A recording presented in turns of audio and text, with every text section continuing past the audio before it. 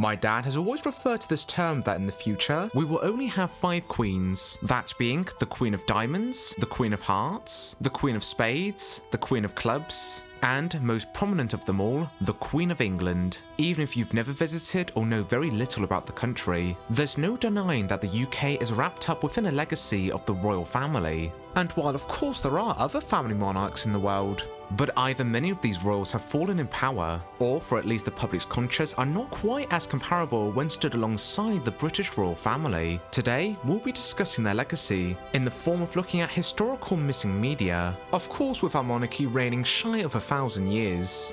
There will likely be many topics that I may miss out on in this video, so if you've got any juicy topics of royal family lost media, then by all means please share them in the comment section down below, as there's so much historical lost media to talk about that really I'm only scratching the surface here, at least centering around the British royal family. So with the context out of the way, let's begin our subject.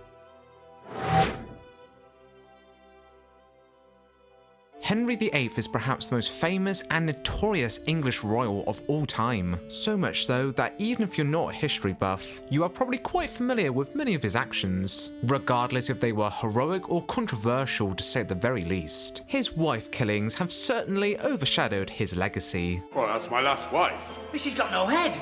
After she annoyed me.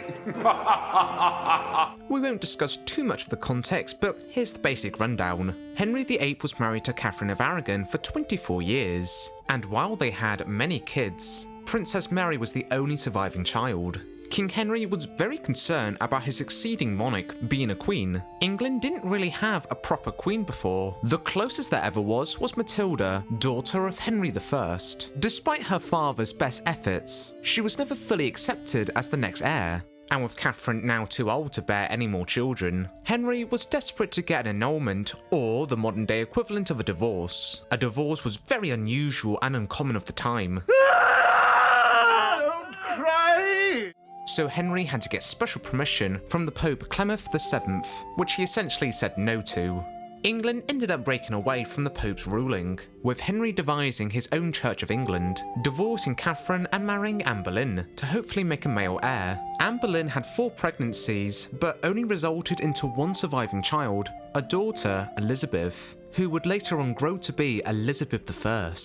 Rumours were circulating that Anne Boleyn may have been unfaithful, and while this did went to court, the validity of this was never truly confirmed. Most historians agree that there may have been pressure from Henry VIII to vote guilty, leading to Anne Boleyn's execution, freeing him up to marry his 3rd wife, Jane Seymour, which was by far his favourite wife because she actually gave him a son, and she fortunately didn't live long enough to unravel the king, for which if she did, she would have certainly felt the full wrath of the king. Anne Boleyn was married to Henry for a span of 3 years, and the many paintings and portraits we have of her today, even the famous national portrait of her, were made well beyond living memory of her being alive. There's only one contemporary image from Anne Boleyn while she was alive, a medal that is severely damaged. There is a tantalising 17th century miniature portrait of Anne Boleyn, which has alleged to be copied from an ancient original. Who knows the validity of many of these portraits? The real face of Anne Boleyn may be lost forever.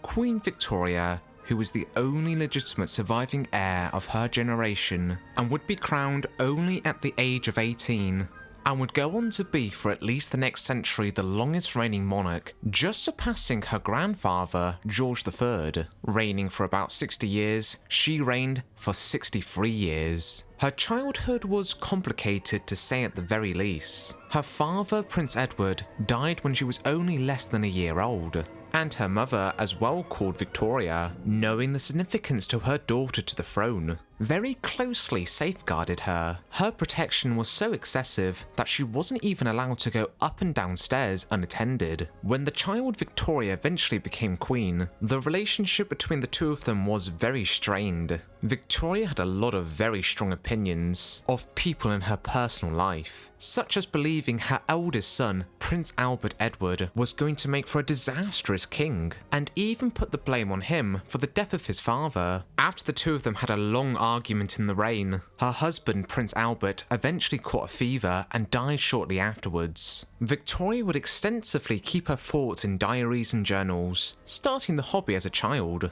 By the end of her life, she had about 700 books, and extracts from many of them were publicised to the public during her lifetime and sold incredibly well. But near to the end of her life, realising that it may cause a public stir of people knowing her transparent thoughts, she asked her youngest daughter, Princess Beatrice, that after she dies if she could rewrite the diaries, so that way her life would seem more favourable and to protect the feelings for those that outlived her, being more generally neutral about her feelings that were written down. Although, ever the nature of human curiosity, history buffs and historians have still longed to try to decipher of which sections in the journals is that of Queen Victoria's handwriting and vice versa of Princess Beatrice, which the majority have found it near to impossible. Victoria had also ruled for an age where major technological advancements were made, with one particular being the moving camera. Kodak was the first commercially available video camera, launching in 1888, 13 years before the death of Queen Victoria. Although in that span, movies were an inept novelty. They would either just be short comedy skits, or just moving pictures of the everyday world, with no dynamic camera angles, just static shots, and with nobody knowing on how significant the moving picture would be in the following century. It's unsurprising that a lot of major people of this time went unphotographed on this new format. The several surviving rolls of films of Queen Victoria only observed the Queen from a great distance. This piece of footage photographed in 1896 at Balmoral Castle, her Scottish home, during the visit of the last Emperor of Russia, Nicholas II. Victoria's on the horse and wagon, although she's practically obscured in the image. Although you can make out Abdul Karim, an Indian servant of Victoria, where the two of them had a very good friendship, much to the disapproval from her other servants and even family. But the clearest surviving footage of Queen Victoria was rediscovered in 2019, just photographed 9 months prior to her death. Is her final visit in Dublin, Ireland, where for several seconds we can just about clearly see her face. Who knows if there's any more footage out there of Queen Victoria? 1936 would be the year that Britain would see 3 kings. George V, who passed away in January, who was then succeeded by his eldest son Edward VIII.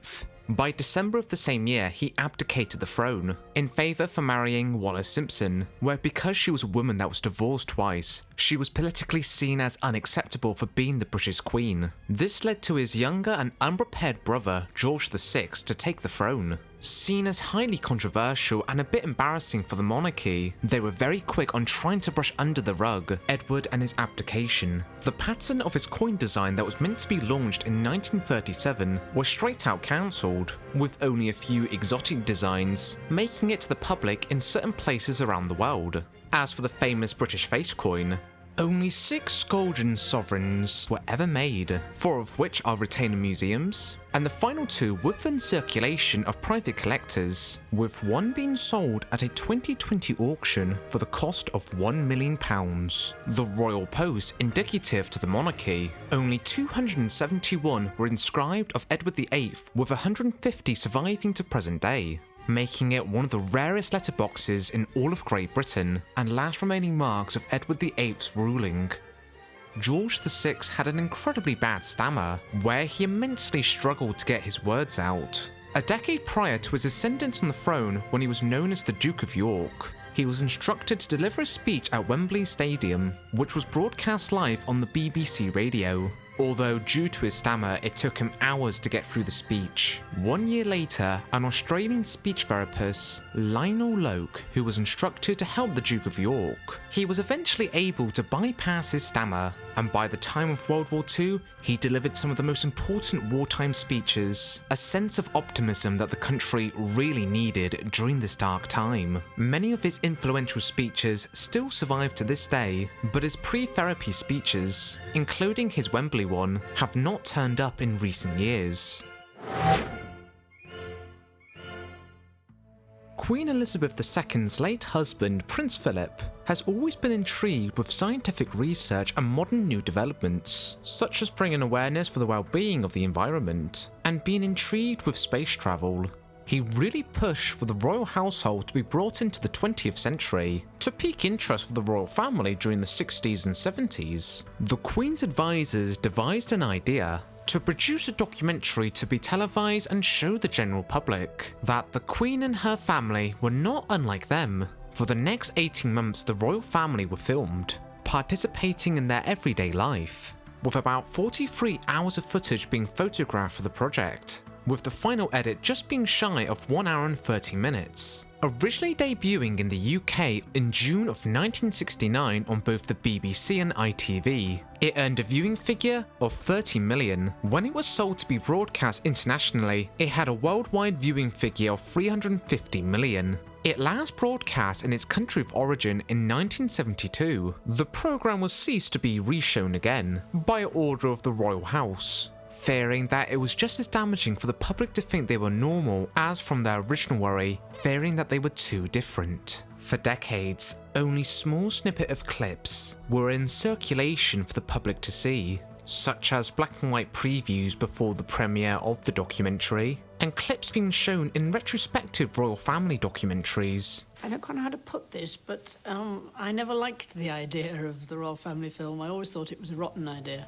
Although the subsequent showings of these clips became far less frequent over the decades. The last subsequent showing of the '69 documentary was in 2011, where 90 seconds of colour footage was shown for an exhibit to coincide with the Queen's Diamond Jubilee. A revitalised interest for the documentary rose in 2019, 50 years after the programme's original debut, where in season 3 of Netflix The Crown, the family's participation in the documentary was focused upon in one of the episodes. This began an underground search for the programme.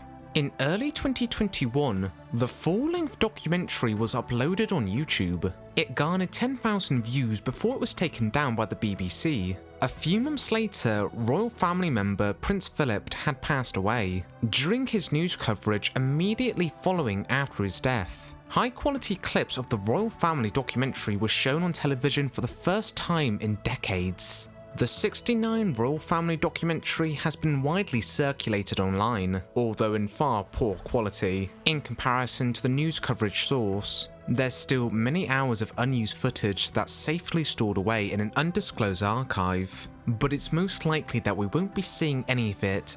Definitely not within the near future, but there's a fair chance of other pieces of unseen media from the royal family will be uncovered someday. Given how infamously famous they are, it will only be a question of when something new comes to light.